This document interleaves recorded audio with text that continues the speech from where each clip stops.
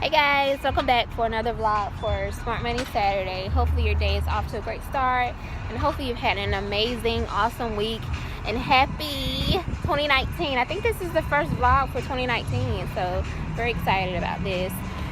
Yeah, it is. Yeah. Alright, so I have a lot to share with you guys. I want to make sure I cover everything this time because I feel like I missed some things last week to kind of paint the picture of why, I'm kind of like, I don't know what to do kind of thing. So let's just say, okay, this is week 2. First, let me tell you where I'm at. I'm at Starbucks. Can you believe that, y'all? Really? I have my miscellaneous funds, so I'm just using a little bit. Because I didn't really have anywhere to vlog today, so I was like, let me just stop here, and I want to do some clinical notes. So it's a nice little place to stop, I guess. But I will not make a habit of it, not until I'm debt free, or at least until I buy my house. So anyway,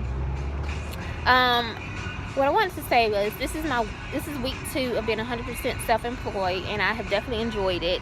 I think having a bi-weekly paycheck was kind of it's a blessing. I don't definitely, getting paid and being able to have a job, having an income to support your family, that's a blessing, however that comes, but I know for me, this past 2 weeks has really kind of, I want to say forced me, but just kind of motivated me to be on my A game, to get out here and see my clients, make my money, and stick to my goals, and really know what my goals are. So it's week 2, self-employed. Obviously I left one income on the table, so there's a missing income there.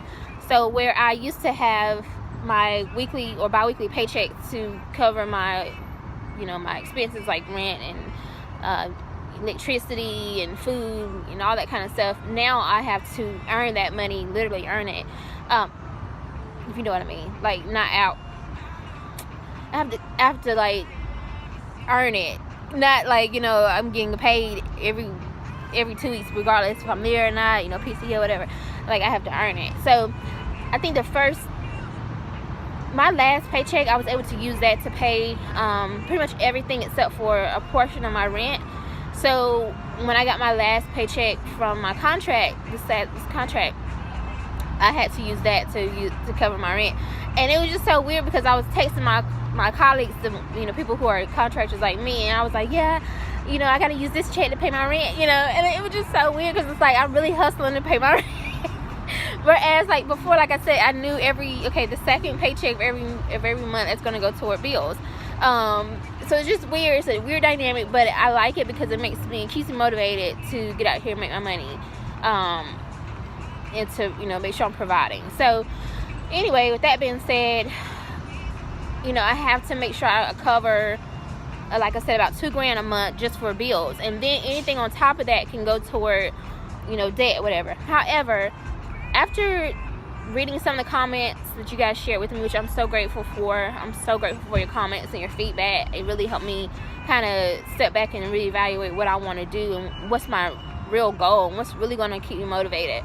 I really was able to kind of sit back and figure out that 2019, the first 6 months at least, I am deviating from the Dave Ramsey plan. Oh my God.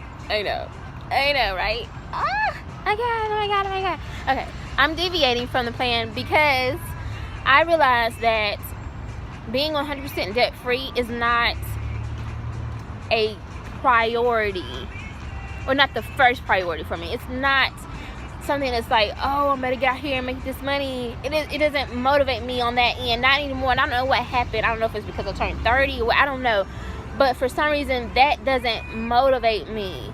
What motivates me the most is I had to make a list. I sat down with myself and I made a list. I was like, what do you really want for year 30? What do you really want? How would you, when I look back 5 years from now, and I was like, okay, when you turned 30, what did you do? The most important thing for me right now, first and foremost, is always security, because I have my 2 children. I'm a single mom. So the first thing is obviously, security. So what that looks like is having my emergency fund in place, my full 6-month emergency fund in place. But after that, it's buying a home. Like being 30, and having my own home, being a homeowner, is so important to me. And that was confirmed by when I paid my rent this week.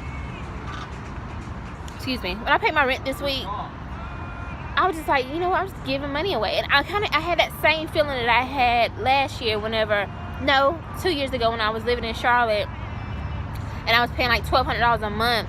And I was just like, man, like, look at this money. It's just, I'm just giving it away. I'm just like literally renting a space. And I never, if you ask my family, they'll tell you I never decorate my homes. Like, I mean, I just do the bare minimum. You can tell I'm very much a minimalist. But I think now that I'm looking back on it, it wasn't that I was a minimalist. It's just that I never got attached to any of those homes because it's not my home. It's just somewhere that I'm literally renting. I'm just renting out space to stay. And I feel like once I buy my own home, I can finally kind of attach to it. It's mine. I can decorate. I can make it mine. And I'm excited about that. And for me, that's important for my children as well. So one thing I felt to mention last video was that the rush on it is because my children, they're homeschooled right now, but they want to go back to regular school for middle school. They'll both be in middle school this year. So school starts back in August. So that's why there's that rush. Because otherwise, it's like, okay, I could push it back to the end of the year, you know, as long as I buy it before my 31st birthday or something like that. But because my lease is up in June, and then and they start school in August, and then I think I should be releasing my book sometime around June or July, I need to be stable in my home by then, if that makes sense. So that's why right after having my emergency fund fully funded, that's the next priority to me. Now after that, of course, is my car, because it's like I really want to feel secure. I want to be able to get in my car every day and be like, oh, you know, I'm getting in my car, I'm going, like, and feel good about it. Whereas right now, I'm scared. You know, nothing's wrong with it. It passed inspection, everything, but it's definitely time for a new car. It really is. And it's about to hit 200,000 miles, and I'm scared. I don't know what's going to happen after that. I mean, yeah, it could keep going or whatever, but for me, I don't want to invest any money. I don't want to spend any more money on the car when it's not something I want to keep, that I'm going to, you know, drive around. I mean, I'll probably park it in my garage or something, but, like, I don't want to spend $500 getting new tires, or I don't want to spend $300 for what this or that.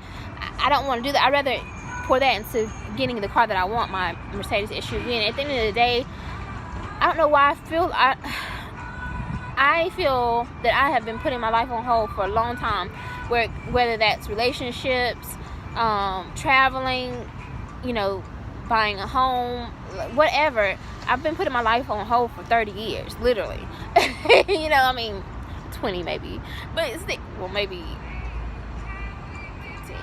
Yeah, about 15 years probably. Come on, you know what I mean. About 10 years. I've been putting my life on hold, and I'm like, I can't do that anymore. I don't want to do that anymore. So this is my year. The first 6 months of this year, I'm going to focus on funding my emergency fund, buying my home, and getting the car that I want. And then based on I haven't had anything on my face this whole time. But anyway, based on that, after that, I should be able to pay off my student loans by the end of the year. So by my 31st birthday, I should be 100% debt free, if that makes sense, besides my mortgage. So that's where I'm at. I know I'm deviating from the Dave Ramsey plan, and I hope that you guys understand that. Please leave me some feedback. What do you think? How do you feel about it? I'm not encouraging anybody else to deviate from it, but what I did was I looked in the YouTube community, and I saw that there are a lot of people who deviate from the Dave Ramsey plan, and I'm like, oh, I'm shocked. Like, I didn't even realize that it was really an option, you know. I know when I first started out, I was like, I'm going to save $20,000 for my emergency fund first, but then I was like, oh, I'm not doing this right. And then if you listen to his videos, he's really, like, hardcore about sticking to the baby steps, the plan. But I realized, like, it really isn't for everybody. It doesn't work out that way. Everybody doesn't have the same situation. So, thank you so much. Thank you. Everyone doesn't have the same situation, so you kind of have to make sure you personalize it. And I think he does say something about personalize it, like your debt-free plan. Your debt is personal, something like that. So I'm gonna deviate. So y'all won't see me counting down for my